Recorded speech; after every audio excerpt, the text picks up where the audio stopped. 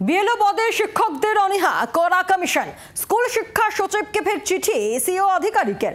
বহু শিক্ষক চিঠি নেননি বলে ক্ষোভ সিইও আধিকারিকের। বহু শিক্ষক শোকজের উত্তর দিচ্ছে না বলেও অভিযোগ। দ্রুত কাজে যোগ দেওয়ার নির্দেশ দিয়ে রাজ্যকে চিঠি। কাজে যোগ না দিলে কঠোর ব্যবস্থার হুঁশিয়ারি। 1 অক্টোবর রিপোর্ট জমা দেওয়ার নির্দেশ দেওয়া হয়েছে বলেই সিইও দফতর সূত্রে খবর।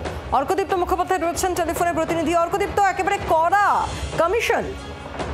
একেবারেই তাই। মুখ্য নির্বাচনী আধিকারিক কিন্তু স্পষ্ট করে দিয়েছেন এই চিঠি, যে চিঠি তিনি পাঠিয়েছেন স্কুল এডুকেশন ডিপার্টমেন্টের প্রিন্সিপাল সেক্রেটারিকে, যে যদি তাদের কথা মতো বা নির্দেশ মতো এই শিক্ষকরা কাজে যোগ না দেন তাহলে কঠোরতম ব্যবস্থা নেওয়া হবে সিইও দপ্তরের তরফ থেকে। এর আগেও এই চিঠি পাঠানো হয়েছিল, এবার কিন্তু রীতিমতো কঠোর একটা চিঠি পাঠানো হয়েছে। বহু স্কুল শিক্ষক যারা বিএলও পদের অ্যাপয়েন্টমেন্ট লেটার নিচ্ছেন না এই অভিযোগ, এবং তাদেরকে শোকজ করা হয়েছিল, সেই শোকজেরও উত্তর দিচ্ছেন না।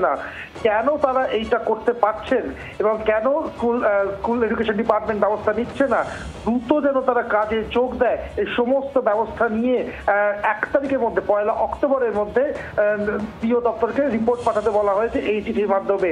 যদি আবারও বলছি, দেখো বিএলও নিয়োগ নিয়ে কিন্তু সিইও দপ্তর চিন্তায় রয়েছে। এখনো 4টি জেলাতে বিএলও তালিকা কিন্তু তৈরি হয়নি, ফলে এবং কমিশন কিন্তু 30 তারিখের একটা ডেডলাইন দিয়ে রেখেছে। ফলে বিএলও নিয়োগ অত্যন্ত দ্রুত শেষ করতে চাইছে সিইও দপ্তর।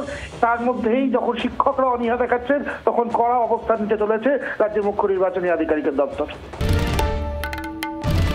বাংলার আওয়াজ, বাঙালির আবেগ, জি 24 ঘন্টা।